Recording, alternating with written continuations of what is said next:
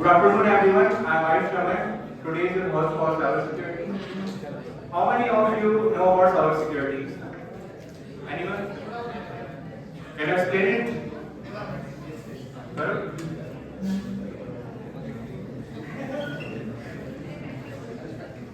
Cyber security sir जैसे कि sir online crime होते हैं जैसे कि उससे बचने के तरीके होते हैं जैसे कि फायरवॉल इसको डेवलप करते हैं साइबर सिक्योरिटी। हाँ सही। साइबर सिक्योरिटी बेसिकली यही होता है, आपके जो इंफॉर्मेशन सिस्टम्स हैं उन्हें वेब अटैक, साइबर अटैक से सेव करना होता है। नाउ कॉमन थ्रेट्स हमारे साथ पास क्या क्या है आज के टाइम पर? फिशिंग। कितने लोग फिशिंग के बारे में जानते हैं? बताओ एग्जांपल।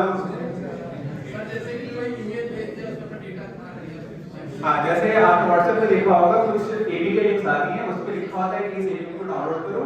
लाइक कुछ ट्रेडिंग के ऐप्स होते हैं, ये सारी चीजें जब आप उसको डाउनलोड करते हो तो आपका डिवाइस इंफॉर्मेशन उस यूजर के जो हैकर होता है उसके पास आपका डिवाइस इंफॉर्मेशन दे देता है और वो आपकी सारी एक्टिविटीज रिकॉर्ड करता है, चाहे वो आपके पासवर्ड्स हो गए, आईपी एड्रेस हो गया, लोकेशन हो गया, उसके थ्रू वो आपकी हर पर्सनल डिटेल को एक्सप्लॉइट कर सकता है। दूसरा होता है मालवेयर, वायरसेस।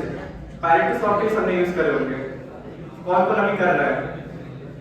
सब कुछ कर रहे हैं।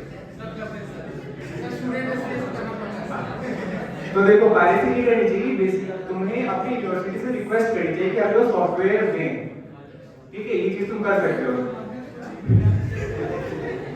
वो अलग इशू है।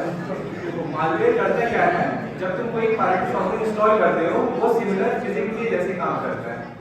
वो तुम्हारी हार्डवेयर इंफॉर्मेशन सेम जैसे फिशिंग कर दी जाती है वैसे ही अपनी तुम्हारी जो भी पर्सनल इंफॉर्मेशन है वो हैकर के पास ट्रांसफर कर देता है और फिर वो तुम्हारे सिस्टम में ब्रेक कर सकता है।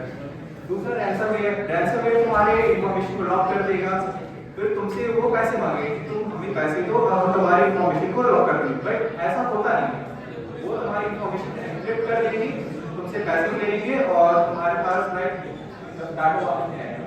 सिक्योरिटी इंजीनियरिंग, फेसबुक सबको यूज करते होंगे, फेसबुक, इंस्टाग्राम, तो कुछ स्क्रिप्ट्स होती हैं जो हम रन करके बेसिकली जो हैकर होता है वो रन करके तुम्हारी पासवर्ड्स को रिकॉर्ड कर सकता है, तुम्हारे आईडी में जा सकता है और तो इवन पासवर्ड छोड़ो, अगर वो तुम्हारे आईडी में एक्सेस ले लिया तो तुम्हारे हर चीज लाइक इवन तुम क्या बोल रहे हो, क्या देख रहे हो, तुम्हारे कैमरा को भी एक्सेस कर सकते हैं और तुम्हारी फेक वीडियोस वगैरह ये सब बना सकते हैं जो अभी करेक्टली सबसे ज्यादा चलता है। की प्रिंसिपल्स, क्या क्या प्रिंसिपल है साइबर सिक्योरिटी के? CIA, कॉन्फिडेंशियलिटी, अपने डाटा को प्राइवेट रखना, इंटीग्रिटी, डाटा कभी मतलब टैम्पर ना होगा तुम्हारा, सेफ रखना, उसे सिक्योर रखना, एन्क्रिप्टेड रखना, ये होता है इंटीग्रिटी। अवेलेबिलिटी, अब डाटा तभी अवेलेबल हो जब रिक्वायर्ड हो। नाउ साइबर अटैकर्स तुम्हें एक्सप्लॉइट कैसे करते हैं? वीक पासवर्ड कैसे डिफाइन करोगे तुम? आप देखो इस लिंक को जब तुमने ओपन करा तो तुम्हारी डिवाइस की मोस्ट इंफॉर्मेशन मेरे पास आ चुकी है। इवन आईपी एड्रेस, तुम्हारा माइंड इंफॉर्मेशन, तुम कौन से ब्राउज़र से एक्सेस कर रहे हो, वो सारी इंफॉर्मेशन मेरे पास आ चुकी है। इसे फिशिंग कहते हैं। अच्छा मीन भाई बताओ, वीक पासवर्ड कैसे डिफाइन करोगे? कोई बताओ।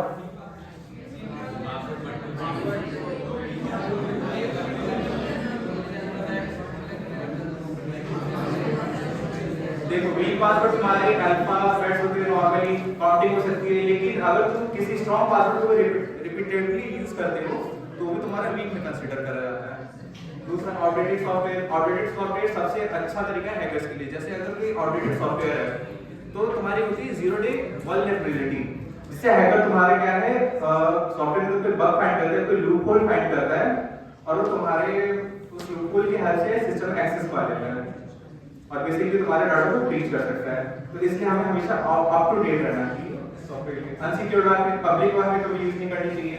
जैसे तुमने यहाँ के वाईफाई से कनेक्ट करा है, अब किसी ने वो लिंक खोली होगी तो मोस्ट ऑफ का डाटा लाइक उसी वाईफाई में। अब मैं चाहे अगर उस वाईफाई पे अटैक करूंगा तो सबके डिवाइस हार्म होंगे, ये होता है। इसलिए हमें पब्लिक वाईफाई यूज नहीं करनी चाहिए। लैक ऑफ अवेयरनेस, जैसे तुम्हें लिंक के बारे में नहीं पता था, तुमने खोला, तुम्हारी इंफॉर्मेशन मेरे पास आ गई, तो it's lack of information. Pirated software, similarity pirated software में यूज नहीं करनी चाहिए क्योंकि उसकी सिमिलरिटी काफी सारी स्क्रिप्ट्स होती हैं। अच्छा, जब आप इंस्टॉल करते हैं तो आपने नोटिस किया होगा कि एक CMD की स्क्रीन होती है कुछ सेकंड के लिए, फ्लैश होती है। किसने इंस्टॉल कराया सर? फ्लैश के लिए चीज तो उसमें स्क्रिप्ट होती है जिसमें तुम्हारे हार्डवेयर इन्फॉर्मेशन सारे रिकॉर्ड होते हैं और वो तुम्हारे माइनिंग के लिए यूज होते हैं, तुम्हारे लोकेशन ट्रैक करने के लिए यूज होते हैं, इवन वो तुम्हारे की स्ट्रोक को भी रिकॉर्ड कर सकते हैं। अगर तुम पासवर्ड डाल रहे हो तो तुम्हारे सारे की स्ट्रोक रिकॉर्ड करेगा और जो हैकर है वो कभी भी उस फाइल को एक्सेस करके तुम्हारी इन्फॉर्मेशन को एक्सट्रैक्ट कर सकता है। अब कैसे अपने को सेव कर सकता हूं ऑनलाइन? स्ट्रॉन्ग पासवर्ड यूज करके, यूआरएल को चेक करके, अब 2FA यूज करके, फायरवॉल यूज करके और ओरिजिनल सॉफ्टवेयर यूज करके। अच्छा, एंटीवायरस यूज करने चाहिए या नहीं? एनीवन? अगर यूज करनी चाहिए तो क्यों करनी चाहिए और नहीं करनी चाहिए तो क्यों नहीं करनी चाहिए? रीजन जरूरी है कि क्या वो तुम्हें सेफ ही रखेगा? नहीं, मतलब पैसा थोड़ा ये सेटल सारी रहेगा, उसको पैसा नहीं तो क्या करेंगे?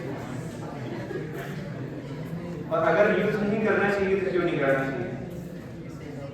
ऐसे नहीं कोई लॉजिकल रीजन?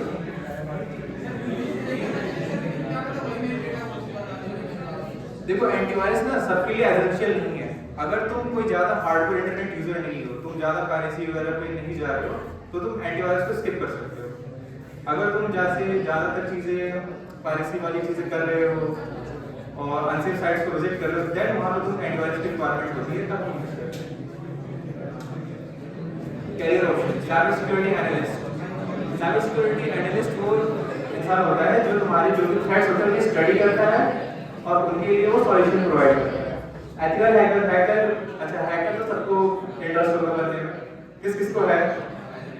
कितने लोग कंप्यूटर साइंस से हैं? हैकिंग के बारे में कौन कौन जानता है? कितने टाइप के हैकर्स होते हैं?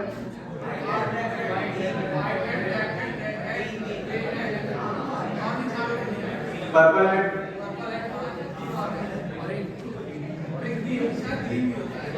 अच्छा एक ब्लैक हैट हैकर में और व्हाइट हैट हैकर में डिफरेंस बताओ। एथिकल हैकर का काम क्या होता है?